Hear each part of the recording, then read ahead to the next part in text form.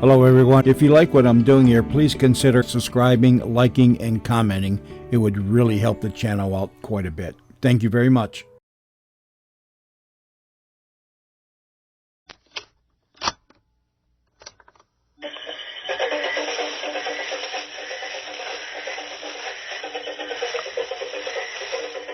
Research Expedition number 14, Katie. Dermot O'Brien, field researcher. It's 11:54 p.m. on Thursday, April 30, 1992. I've been observing the ritual for about 20 minutes now. The cult is gathered in a clearing about 150 meters square. I'm observing from a point about 15 meters back in the surrounding jungle to the south of the clearing itself. I'll remain in this position as long as I feel I'm safe from discovery. Participants are dancing around a large bonfire in a semicircle, moving counterclockwise. The dance is analogous to several other standard spring fertility dances found in the Creole region rituals. Make a note to self for reference of St. Cloud, Volume 4. Otherwise, this appears to be a run-of-the-mill voodoo ritual. Hold it just a second. What's this? An old man with white face paint, an old military uniform, and a top hat is bringing something to the central altar, located just west of the fire. It appears to be a box of some sort, wrapped in coarse cloth. He's bringing it out of the wrappings. It is a box, wooden it looks like. He's opening it as the dancers begin to circle the altar to the north of it. His back is to me. Damn it, you old fart, get out of the way. I can't see a bloody thing. Oh, this is a new twist. There's a new trick in the repertoire, a talking skull. The old man is holding it by the hair and it's bellowing like a banshee. Pretty bit of ventriloquism, I'd say. The more I look at that old man, though, there's something about him that reminds me. If only I could get a better look.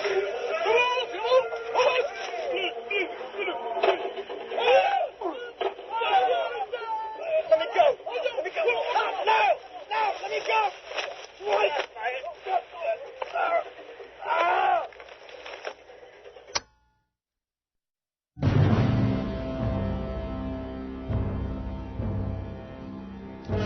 There are some areas of the human mind, and indeed of the world we live in, that were never meant for investigation. There are always those who delve into the darker worlds of knowledge, and many pay with their sanity for their interest. Some of these unfortunates are taken in by the Hayward Foundation, an organization that studies paranormal experiences and their effects on humanity. It is cases such as these that are sent to a restored mansion in a small coastal town in Maine, a center for the care and study of the insane. Since the 1920s, this place has been known as the Hayward Sanitarium.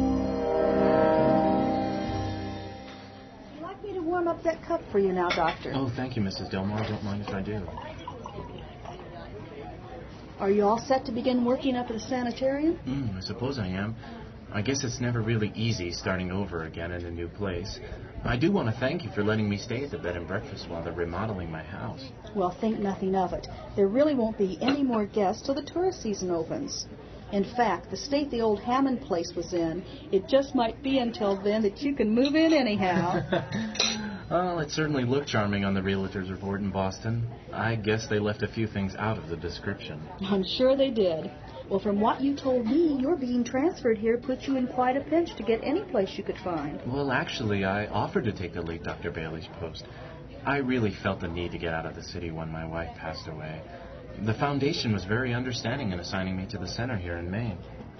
Well, I guess I'm just one of the folks around here who will never really understand what they do. And honestly, I don't care for all of them being up there. But as long as the locks are good and tight, I got nothing to complain about. But listen to me talk. I'm sure you'll like it here. New Bristol is one of the finest places to live on the whole seaboard. Well, I suppose I should get going. First day and all. I guess I want to make a good impression with the old gents who run the place. Well, I'll see you tonight, Mrs. Delmore. Goodbye. Bye now, Doctor. Best of luck. Well, good morning. How did you...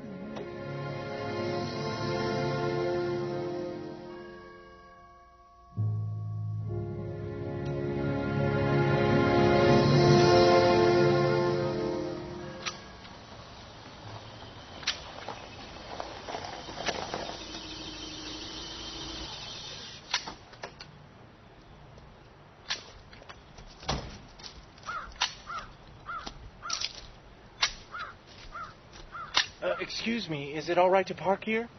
Well, visitor parking's off yonder to there. Oh, I'm not a visitor. I'm Dr. Richard Atwater, the new staff psychologist. I'm replacing Dr. Bailey. I called ahead to say I would arrive today. Of course. Plumb slipped my mind. I reckon there aren't too many visitors at this place anyway. I'm Chester. I take care of the grounds and do any fixing as it comes up. I suppose that's where a lot of the others park. You might as well park there, too. Well, Chester, it's a pleasure to make your acquaintance. I'm going to head up.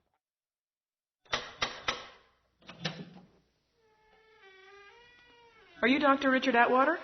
Yes, I am. Good. The staff's waiting to meet you. All right. That's quite a caretaker you got there. He looks like he stepped right off the pages of Captain's Courageous. Chester? Yeah, you might say that. He's an original, the only staff member who's left from when the Haywards lived here. His grandfather planted that elm tree he's pruning. He's a great old guy, but he'll talk your ear off if you give him a chance. I'm sure he's got lots of stories. Who might you be? I'm Hallie Brooks. I'm pleased to meet you, Miss Brooks. It's Dr. Brooks. Oh, are you a psychiatrist, Dr. Brooks? No. I'm one of the field researchers assigned to the Sanitarium, PhD in sociology. Currently, I'm working in superstition and paranormal experience. I wasn't aware that there was anything more here than clinical research for the various patients. There's a few of us up here. When they built the center in Boston, it became the hub of foundation activity, but the original archives are still kept upstairs. You have to be here to get access to the early research library. Morning, Charles. Hello, Dr. Brooks. This is Dr. Atwater, the transfer from Boston. For Dr. Bailey? Yes. I see. This is your security badge, Dr. Atwater. You should be sure to wear it around the institution. Thank you, Charles. Are Dr. Atwater's keys ready yet? I have the office keys, but the ward keys aren't ready yet, Doctor.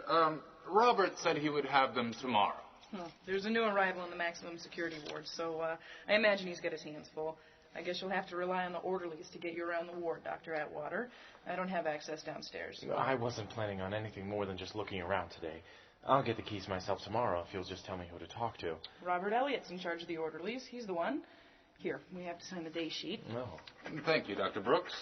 And welcome to the Sanitarium, Dr. Atwater. Oh, thank you, Charles. It was a pleasure meeting you. This way. So, how do you like New Bristol so far? Oh, fine. I've been here a few days trying to get settled, but I'm having a few problems with the house I bought. I don't think anyone's lived there since the Mayflower put into port. Right. I guess you'll have to get used to not having all the conveniences of city life, especially here. I'm sure you'll find everything a bit more primitive. Well, I've had my fill of Boston. How's your family taking the move? Actually, my wife passed away recently, and my daughter is with my parents until I can send for her. Oh, I'm very sorry to hear that. Agnes, this is Dr. Atwater. Hello. They're inside. In any case, I am expecting Atwater any minute now, and I will expect you all to treat him with respect befitting our mutual profession. I still think it's damn strange sending a young lad here to the Hayward retirement home for aged scholars. Gentlemen, Dr. Atwater. Ah, Dr. Atwater, I have been greatly looking forward to our meeting. I am Professor Karl Hauptmann, the administrator of this facility. Oh, it's a very great honor to meet you, sir. I've read your treatise on chemical imbalances as a major cause of catatonic schizophrenia. Oh, I hope you found my humble efforts worthy of your time, Doctor. Now, permit me to introduce the rest of my staff. Here on my right is the noted expert on corrective neurosurgery and our chief of surgery, Dr. Malcolm McLeod. Dr. Atwater? Oh, pleasure, Doctor. On my left is our archivist, Claude Matignon. Pleased to meet you, sir. The pleasure is mine. And by the window are the other two senior staff members, Drs. Chandler and Fox, who you will be working with in the wards. Gentlemen. Dr. Brooks will show you to your office so that you can get settled in. I am sure that you are anxious to orient yourself here. Dr. Brooks has also graciously volunteered to assist you with meeting the rest of the staff. I am sure that you are aware that one of our most important functions here, one of your most important functions, will be to interview and monitor the field researchers after expeditions. Yes, sir. My old supervisor gave me the full details of my duties. I must take over the care of Dr. Bailey's patients, handle the psychological evaluations of field operatives, and coordinate with Dr. McLeod on the medical care of all the patients here at the sanitarium. Exactly. Dr. Atwater, I believe your work with sleep disorders and dreaming should be most helpful in dealing with some of our more difficult cases. I agree. But since you seem to already understand your duties here, I will not keep you any longer, Doctor. You will find the files for your cases in Dr. Bailey's, that is, your office. Feel free to call upon me any time for assistance, and I will meet with you later to see how you are doing. Well, Doctor, shall we go? Of course. Goodbye, gentlemen. Goodbye, Dr. Atwater. Now, gentlemen, about this.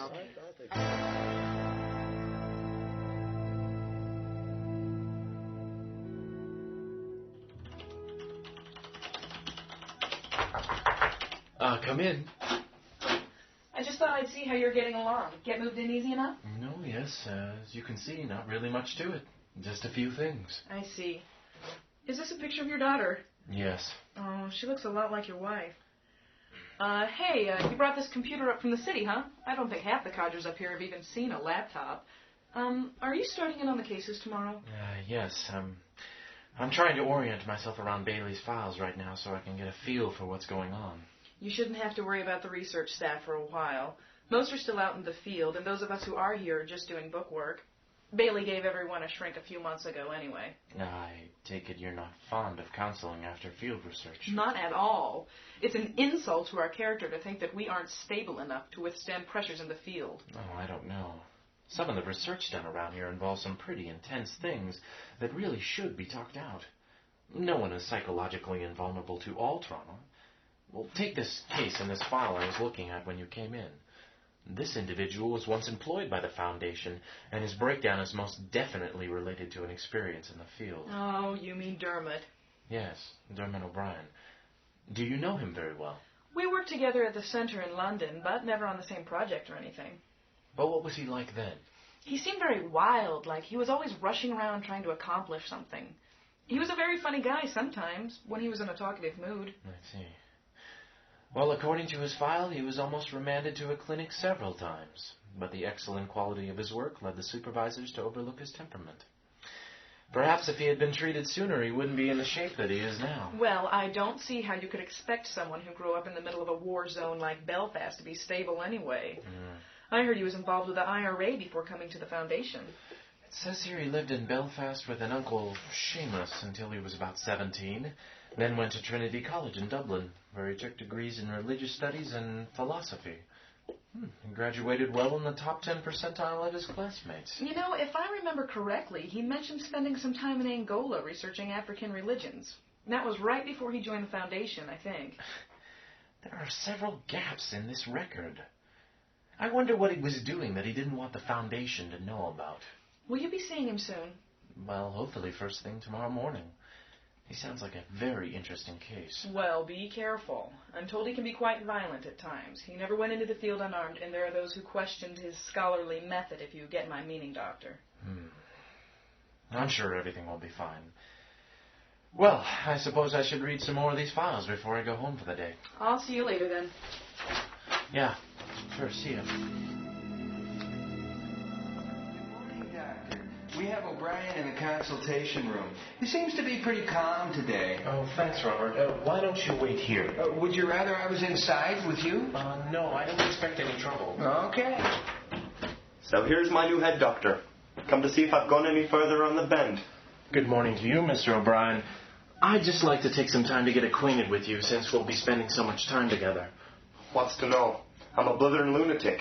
Isn't that what my file says? Your file does say that your last case went rather badly. It says that after your retrieval from Haiti, your next assignment was a routine research expedition to Dunwich Crossing, Massachusetts. Something about the witch trials, wasn't it? Yeah, that's right. Though I wouldn't say it was routine. You burned down a church, killed one person, and seriously wounded a state trooper before you were arrested. Well, I'll not deny that I did those things. Nor will I say I was completely sane at the time.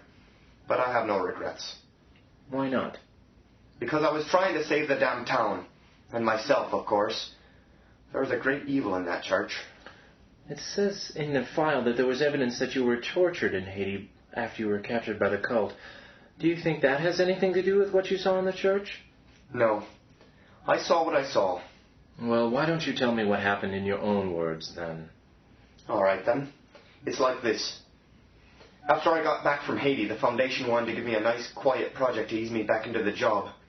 It was supposed to be a routine record-gathering assignment on the witch trials in Massachusetts. In particular, records dealing with the 17th century warlock named Elias Devon. So I hopped onto a train from Boston to a little town called Dunwich Crossing.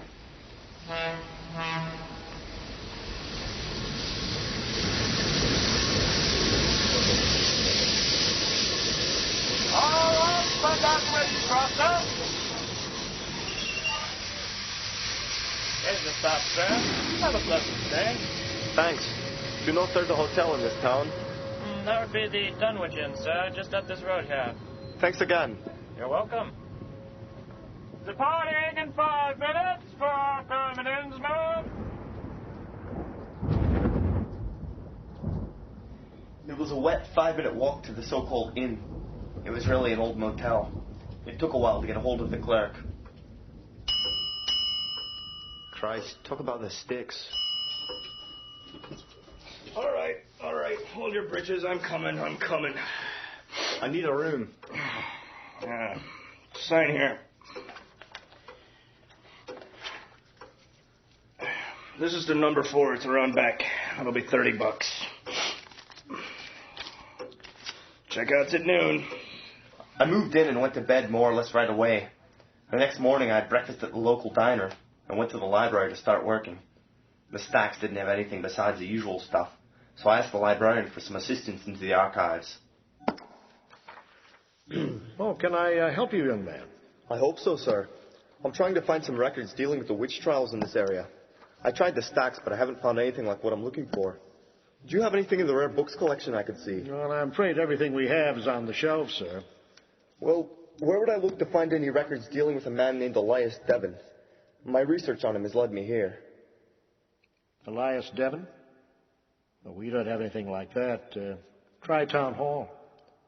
Thank you, sir. You've been most helpful. I headed to the town hall that afternoon. I couldn't shake the feeling the old librarian was covering up something, or just giving me a brush off. Oh, sir, I'm afraid that the specific kind of records that you're looking for aren't here. But the librarian referred me here, saying all the primary records from the founding of the town had moved to the hall here. That's true, sir, but the particular documents that you're interested in were lost in a fire. Oh, back about 1840, I suppose, when the old town hall was lost, in that big blaze that swept through town. Well, I reckon they tried to save as much as they could, but what can you do? Oh, yeah. Well, good day, sir. Good day, young fella. It sounds like it was a dead end. What did you do next? Well, faith, man. I did the only thing I could do. I went for a bite. It turns out that all wasn't lost, though. That was where I met Rachel. Ah, that would be the organist mentioned here. Yes. I was having a cup of tea, thinking I had run out of options, that the Foundation had set me up the primrose path. This young lass who was working the till started talking to me. I was at the counter, and I guess she was kind of curious about me, being a stranger and all. Good evening, sir. Will you be wanting another cup of tea? I suppose so, unless you got anything stronger behind that shelf there. Oh, no, sir. You won't find anything like that in this town. We don't get a lot of tourists up this way. You mind if I ask what you're doing in these parts? I was trying to find some information in the town records. I imagine no one's been real helpful, huh? Well, I've never known a small town to take kindly to outsiders poking around. I guess not. I've lived here all my life, and that's the way it is. I suppose that when everybody knows everybody, you get kind of uneasy about strangers coming in. You're right about that, but folks usually aren't quite this shy. Hey, you're from Boston, aren't you? Most recently, yes. Do you think there would be any work for a musician? I'm playing organ for the church now, but I'm thinking about moving up there. Well, I'm not a musician, so I wouldn't know about that. I saw that church down the road. Is that where you play? Yeah, that's the one. It's actually an old Puritan meeting house, one of the few buildings to survive the Great Fire. It must be a monument or something. You should go look at it before you leave town. They really have kept it up. We kept up with the small talk, and she got around to mentioning she was actually going to that church when she got off work to practice for the next service. It took some convincing, but I managed to invite myself along. I told her I'd really like to hear her play, but I was actually interested in getting at the church records. If what she said was correct, The church was more likely to have the information I was looking for concerning Devon. She was right about the church itself. It certainly looked like the Puritans had built it. It was remarkably well kept. I was afraid it had been rebuilt, but she assured me that regular restoration had taken place. Most of it was original.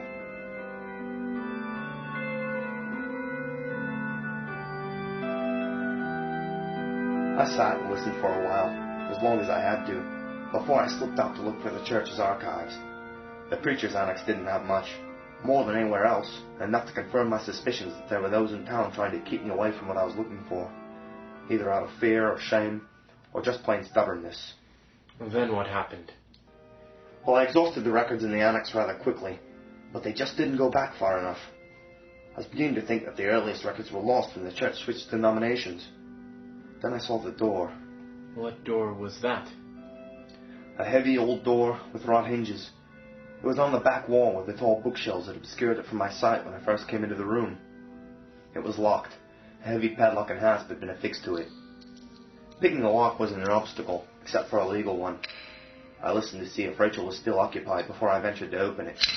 Feeling no threat of discovery, I went ahead. The dank air nearly bowled me over as I opened it up. I felt along the wall for a light switch.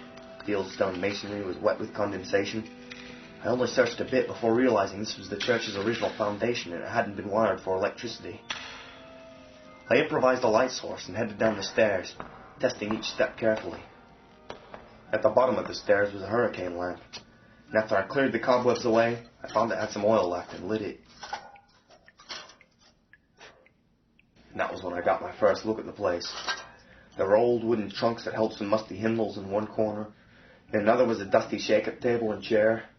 Some boxes held old choir robes that had definitely seen better days. I'd say it'd been years since any man set foot down here. There was one trunk that was locked. I thought it strange. The lock was so rusted it nearly crumbled in my hand. Upon opening it, I discovered several dust-covered, leather-bound volumes. Oh yes, it seemed not all the records had been lost. I took them to the table and sat down. I rushed through them to find what I was looking for. It was there in the third volume. Elias Devon, convicted of commerce with the devil, found guilty and sentenced to be burned at the stake. I'd read on. It appeared he had been a very wealthy farmer in the area. He had prospered well as had barely scratched a living from the rocky soil, plagued by blights and misfortune. His jealous neighbors finally had him arrested for witchcraft and speedily tried and convicted him. And on the eve of his scheduled burning, he escaped with the help of the jailer's daughter. They found the girl some days later in a wooded hollow, dead. Her body had been horribly mutilated, as if in some satanic ritual. And though the ensuing manhunt covered 2 counties, Elias Devon was never seen again, alive or dead. It was all there. Deeds, records, genealogies, depositions, every piece I needed and more. Handwritten, dated November 1st, 1683. I turned the yellowed pages, one by one, searching for more. Until I found the head. Staring at me, gloating. Someone had made a woodcut of the thing. Black ink against yellow parchment. Its hair like coal-black flame atop a high-furrowed brow. Underneath, its eyes, its hollow, feral eyes, filled with malignant mockery, burning into my mind, suggesting foul and evil thoughts. That sneering smile cracking across tight lips. It was laughing at me, cackling, screaming with unholy mirth. You have summoned devils and demons. Mr. O'Brien, you're not supposed to be here. Something was blocking the only way out, cutting off my escape from the hay. Some dark figure with outstretched arms, trying to grab me, claw me, take me with it to whatever hell it came from. It was screaming at me while the head continued its evil, seductive litany. I couldn't breathe, couldn't move. My heart felt like it was bursting. I had to get out of there. Had to flee from the head and its minion. Are you all right? Should I call a doctor? The dark shape pressed closer and closer, pushing me backwards towards the head. I couldn't think of anything else to do. I couldn't think at all. I did what I had to do. Is that when you shot the girl? Yes. All of a sudden it was quiet. Rachel's body lay before me, bloody. I suddenly realized my mistake and bent over her to see if I could do anything. But she was dead, wasn't she? Yes, she was. I saw what I had done to her, and I slumped against the wall. Her blood slowly ebbed from her body, pooling on the stone floor. I tried to get myself together. My first instinct was to run. I was certain the gunshot had attracted attention. I decided to go upstairs. I turned around to get the book. But the head, it was still there, grinning even more maliciously at me. I heard a sound from behind me. The girl, she was getting up off the floor. But I had killed her. I know I did. The corpse began to lurch toward me, still trying to do the head's bidding. I threw the lamp at the book, anything to stop that wailing. The flames devoured the riddled pages, moving on quickly to the table, soon consumed the entire room until it was like a burn in hell. She was still coming. Nothing stopped her. The flames licking at her feet, slowly coming for me. Can't you see he's here? In the flames, that burning face. I've got to run, get away. Oh, Jesus, they're everywhere. The whole place is a burning Hades. There's no way out. Oh, God, save me. Orderly! Save me. Orderly! Let me out of here. No. Quick! They're coming to get me. Restrain the patient. Restrain him. Oh, God. Hold him. Oh, let me go. Let me go. All right, we got it. We got it. Oh, bastards, let me go. There you go. All right, now. All right. Are you all right, Doctor? Why didn't you let me come in with you? He's not Yes, safe. Robert, I'm fine. Order Mr. O'Brien a clinical dosage of Thorazine and place a man at the door and watch him until he's calmer. Page me if anything happens. Yes, Doctor, but what about you?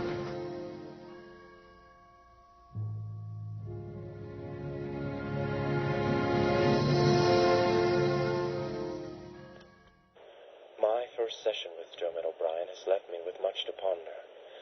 I can't understand the decision to send O'Brien to Dunwich Crossing so soon after his experience in Haiti. Why would the Foundation reassign an individual who had suffered such obvious physical and mental torture without allowing any significant recovery period? The possibility exists that Dermot's current mental state is due to the scars left from the Haiti experience, but I can't help but wonder if there isn't something more. What was that head he kept referring to? He began to lose control at the point in the session when he recalled it. Is it possible that looking at that simple picture was the catalyst for the whole episode? Curiously, the Foundation database contains no records of a research assignment on Elias Devon. Dictation ends.